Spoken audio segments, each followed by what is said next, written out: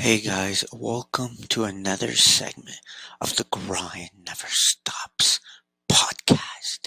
Before we start with today's show, I want to thank for Potty Mouth Sports for letting me be on one of his episodes last week as we discussed more about the NBA free agency and we gave our debate what's going to happen with the Miami Heat, the Los Angeles Lakers, the Toronto Raptors.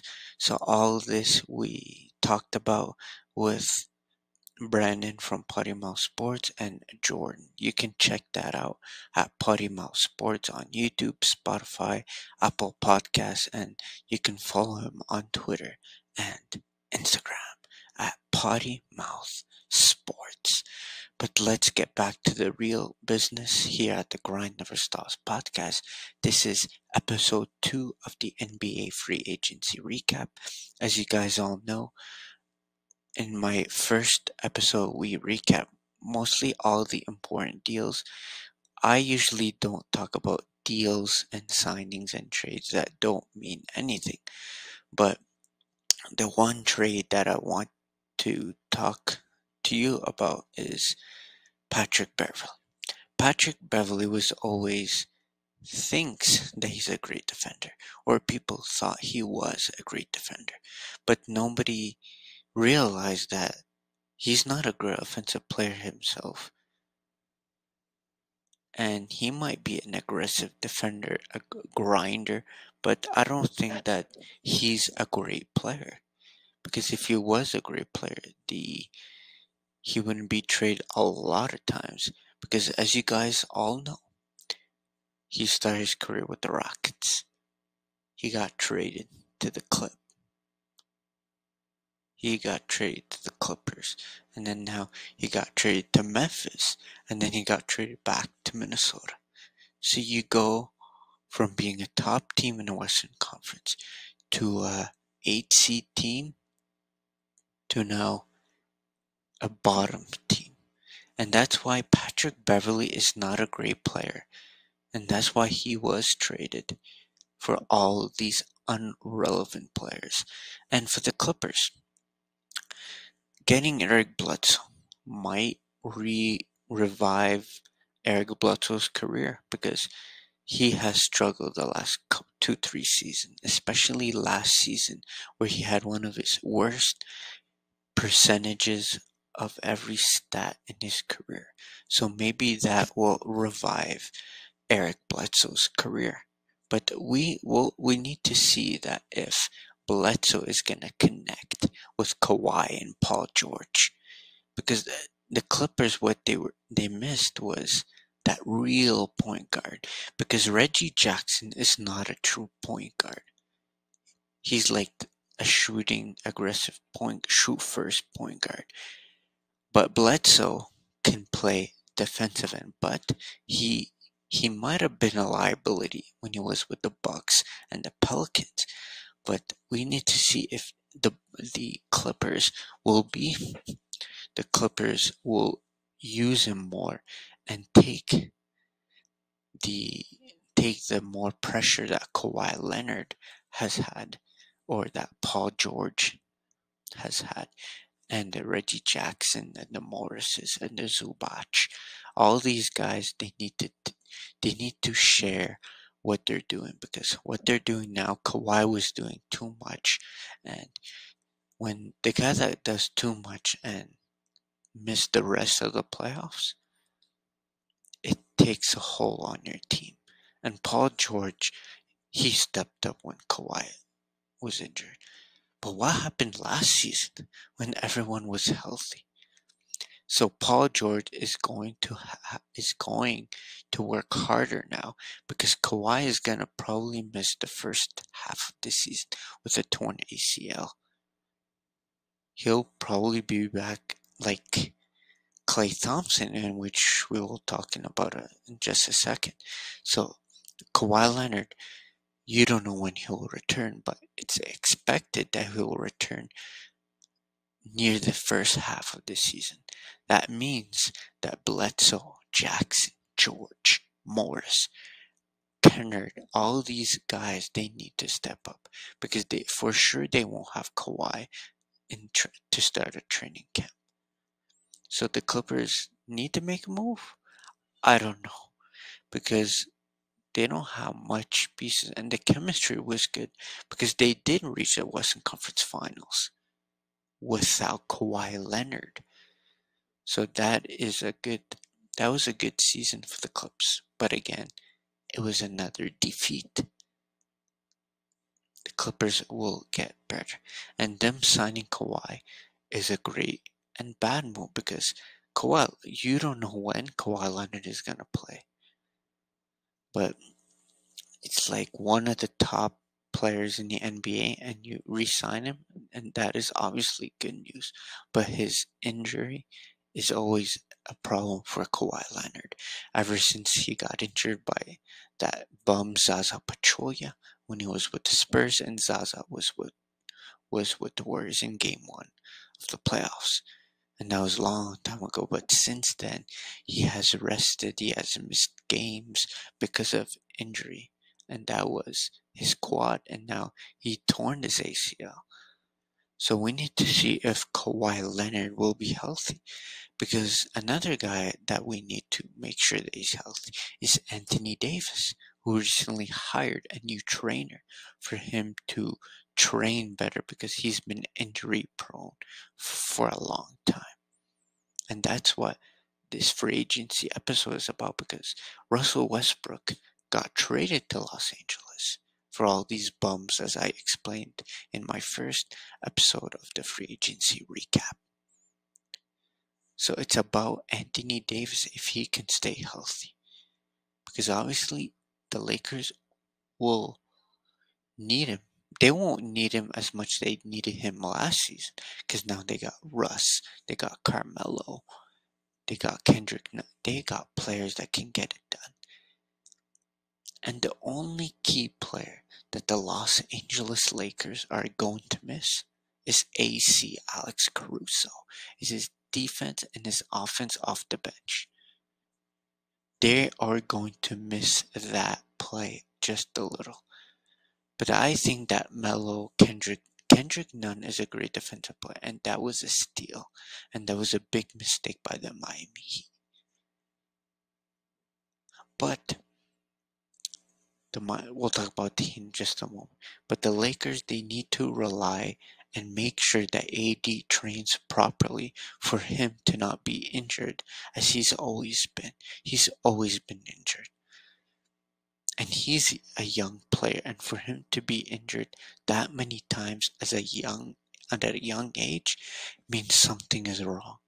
So I hope this new trainer that it was rumored that AD hired, we hope that can help him get better with his conditioning, because that's what the problem is. His conditioning has been abysmal because he's been injured all the time.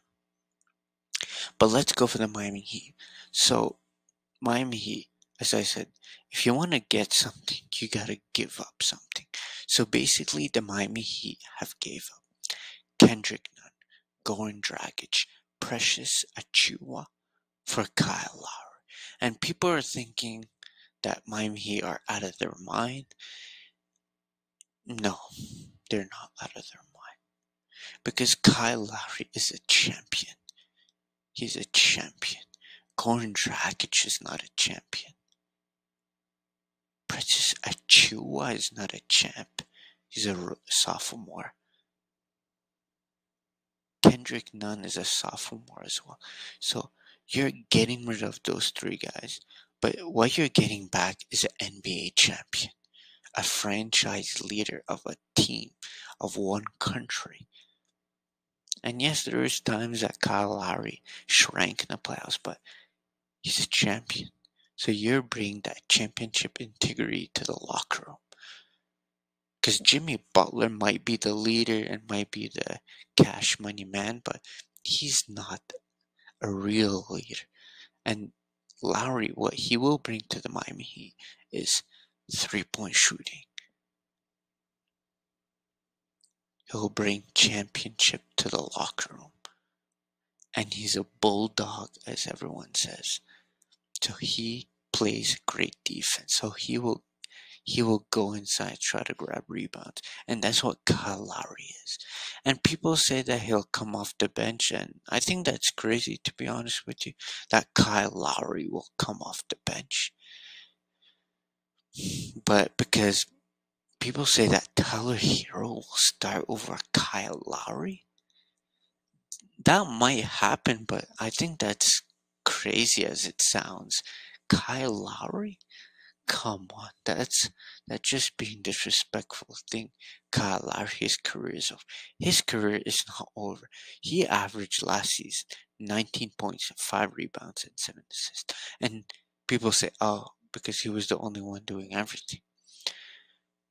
No, he wasn't. It was Pascal Siakam who averaged 24 points, 7 rebounds, and 5 assists as well.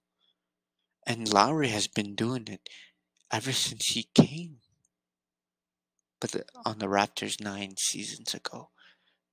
So Kyle Lowry, just because he's on the trade block, does not mean his career is over. You gotta put some respect on his name because he still is an important player for a team, contending team. So for the Miami Heat, they need to make a move on their lineups because I don't see Lowry playing off the bench. He will start. You don't sign a guy for $90 million to play off the bench. I'm sorry, but you cannot. You don't sign Kyle Lowry. You trade a good prospect for the future, an old guy, another prospect for the future, and then you sign that person for $90 million to come off the bench. I don't think so. He's gonna come off the bench. People saying that he's declined. He's not declining. Yes, he's old, but he still can get it done. So for the Miami Heat, depends on what one healthy, because last season, and yes, they lost in the first round. Butler was struggling against the Bucks in the first round. They were struggling all season long. They had to fight for the playoff spot in the second half. But yes, they were caught in the flu crisis. In the they were unhealthy, but now they're healthy. So there won't be any excuses for the Miami Heat. Tyler Hero had some flu crisis as well, but he struggled before he caught it and after he recovered. So Tyler Hero did not have a great season.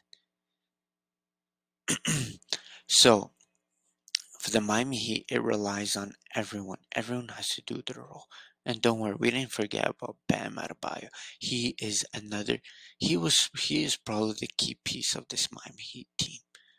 So it's a Jimmy Butler, Lowry, and Bam Adebayo, and a player that needs to play better to increase his value for next season because he signed a lower deal is Victor Oladipo. He's been injured for a couple seasons.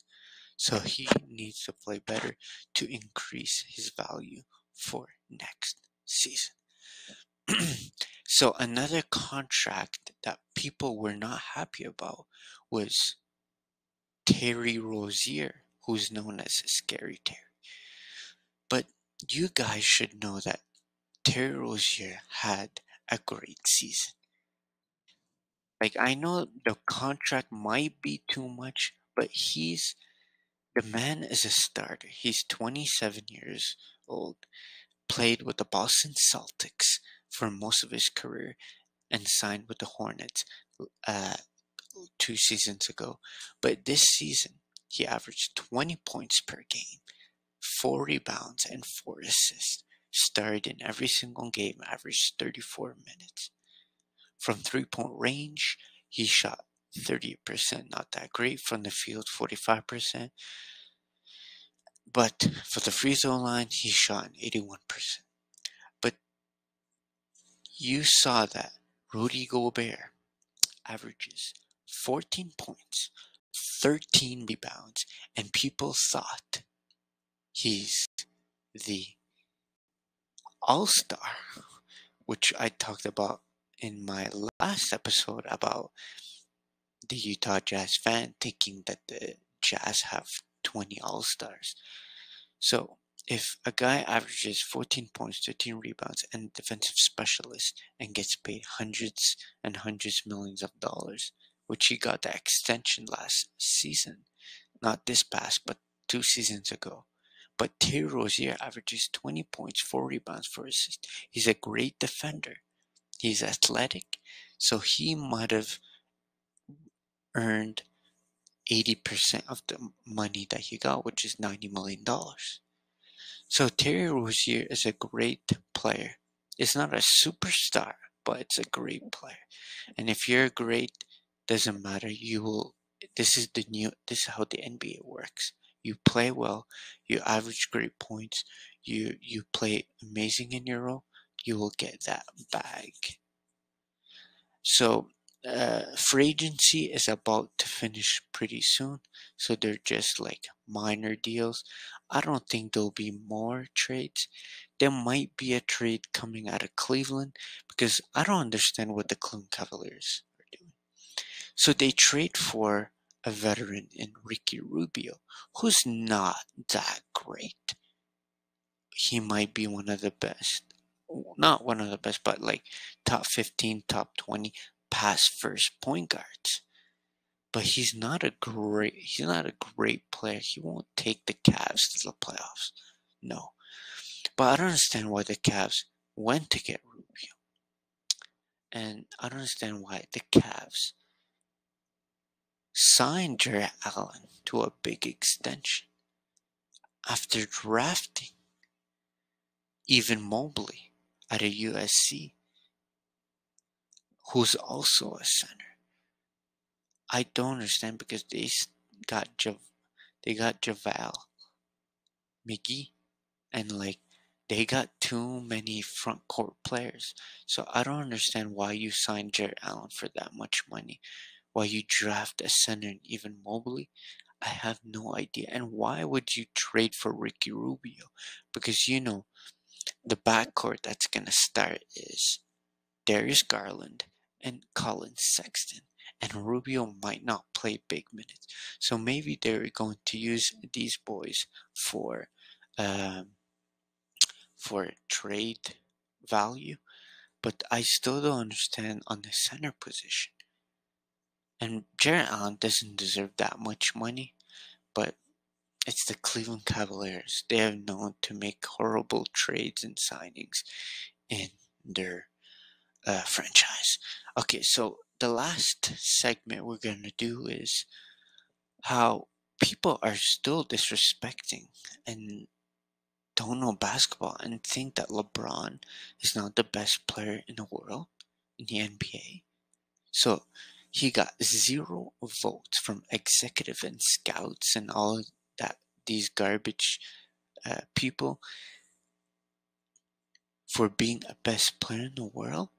You got to be kidding me. You guys have to be drug tested. Like, not even 1 vote for LeBron James. We both know who's the best player in the league. It's still King James, LeBron James. And yes, he was injured. Well, everyone was injured last season. Mostly everyone. But LeBron is still the best. Until he leaves this league, no one will be better than LeBron. Until he's done. Yes, he's old, but he still can be a huge factor on the court. If he wanted to, he can average 27 points, 10 rebounds, and 12 assists. LeBron James is still the best player in the world. And you need to start being smart. You should start waking up. And don't try to tell me that LeBron James is not the best player in the world. Maybe in a couple seasons, Giannis, Doncic, all these boys, Kawhi, will pass him. But as of right now, LeBron James is still the best player in this league. I don't care what you say. LeBron James, King James, the greatest player of all time, is still the best player in the world. And this is what people don't know nothing about basketball. Because you can't tell me that Giannis Antetokounmpo, who just won his title, is the best player in the world. He's a liability on the three-point line. Yes, he's a better three-point shooter, but you can't put a best player in the world where he has a weakness in one stat that everyone does and everyone has in this game right now, and that's a three-point shooting. Everyone shoots threes. The new NBA, the new era, this decade is about threes. So if you don't have a three in your gene, you won't get it done. But the Bucks got it done. Why? Because Giannis Antetokounmpo, his other weakness was free throw shooting, and it was a miracle that he hit 17 and 18, 19 free throws respectively in the last couple of games of the NBA Finals. But until Giannis becomes a threat from everywhere, and then he will take LeBron as best player of the game. But as of right now, LeBron is still the best player in the world. He's still the best player in the world. He can shoot the three better than he's had all of his career. He can still get it done on the free throw line.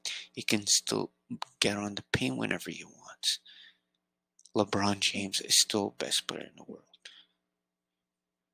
And if you have a problem with that, everyone has their opinion. But you gotta at least give credit where credit is due. At least give them votes. But having 0 votes for best player of the world is like blasphemous. It's like horrible. And you need to put respect on his name. Because yeah, Giannis, Kawhi, Doncic, and all these boys will come. Their turn will come. But right now, LeBron is still the MVP of this league. Has been the MVP nominee almost all of his career. So you need to give respect where respect is due. But guys, thanks for tuning into this short segment. Make sure to tune in for the next couple of weeks as we will do a NFL season preview, NHL season preview, and later on we will do the NBA season preview. And before I end this segment, I want to thank everyone who has supported me since day one, as I always say, because I appreciate all the support you have been getting, and I appreciate that you have taken the time out of your day to donate to my links, to subscribe, to follow, and to take your time out of your day to listen to my podcast.